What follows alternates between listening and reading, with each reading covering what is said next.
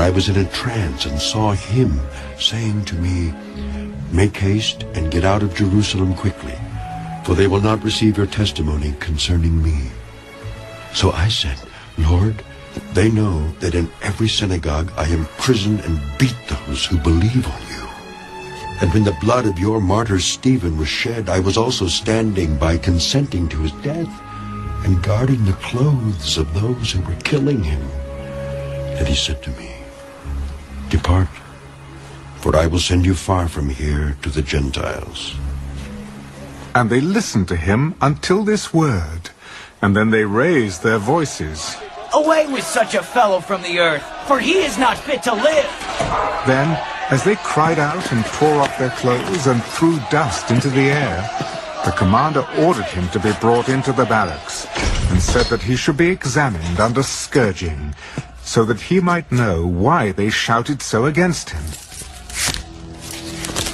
And as they bound him with thongs, Paul said to the centurion who stood by, "Is it lawful for you to scourge a man who is a Roman and uncondemned?" When the centurion heard that, he went and told the commander. "Take care what you do, for this man is a Roman." Then the commander came and said to him, "Tell me, are you a Roman?" "Yes, With a large sum I obtained this citizenship." but I was born a citizen." Then immediately those who were about to examine him withdrew from him.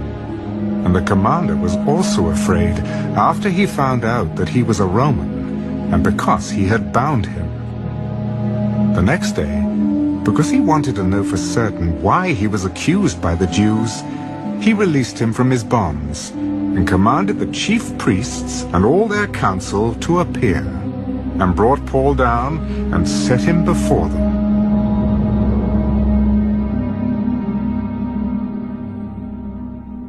Acts, chapter 23. Then Paul, looking earnestly at the council, said, "Men and brethren, I have lived in all good conscience before God until this day." And the high priest Ananias commanded those who stood by him to strike him on the mouth. "God will strike you, you whitewashed wall, for you sit to judge me according to the law, and do you command me to be struck contrary to the law?"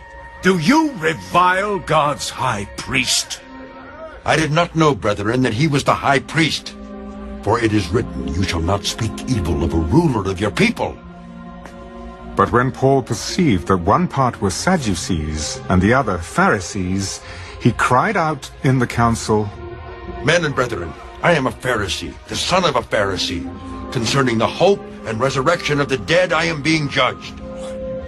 And when he had said this, a dissension arose between the Pharisees and the Sadducees, and the assembly was divided. For Sadducees say that there is no resurrection, and no angel or spirit, but the Pharisees confess both. Then there arose a loud outcry, and the scribes of the Pharisees' party arose and protested, "We find no evil in this man, but if a spirit or an angel has spoken to him, let us not fight against God."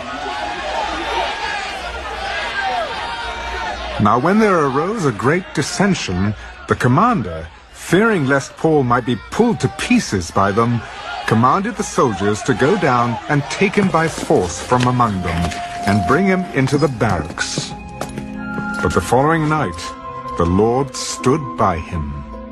"Be of good cheer, Paul, for as you have testified for me in Jerusalem, so you must also bear witness at Rome." And when it was day, some of the Jews banded together and bound themselves under an oath, saying that they would neither eat nor drink till they had killed Paul. Now there were more than 40 who had formed this conspiracy. They came to the chief priests and elders. We have bound ourselves under a great oath that we will eat nothing until we have killed Paul. Now you, therefore, together with the council, suggest to the commander that he be brought down to you tomorrow, as though you were going to make further inquiries concerning him. But we are ready to kill him before he comes near. So when Paul's sister's son heard of their ambush, He went and entered the barracks and told Paul. Then Paul called one of the centurions to him. Take this young man to the commander, for he has something to tell him. So he took him and brought him to the commander. Paul the prisoner called me to him and asked me to bring this young man to you. He has something to say to you.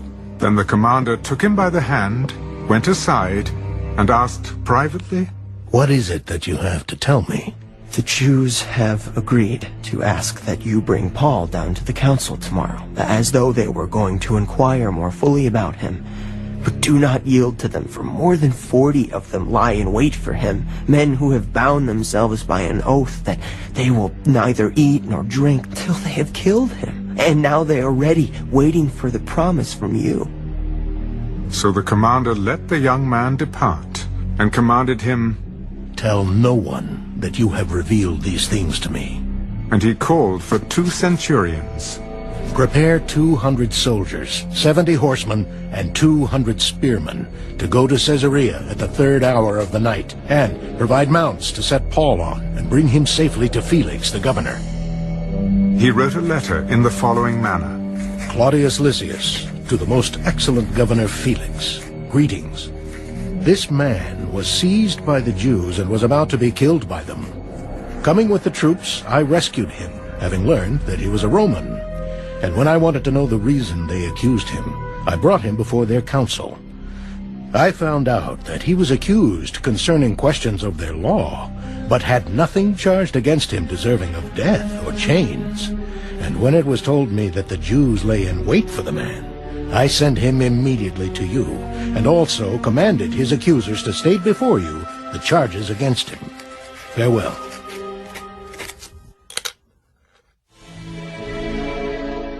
Then the soldiers, as they were commanded, took Paul and brought him by night to Antipatris.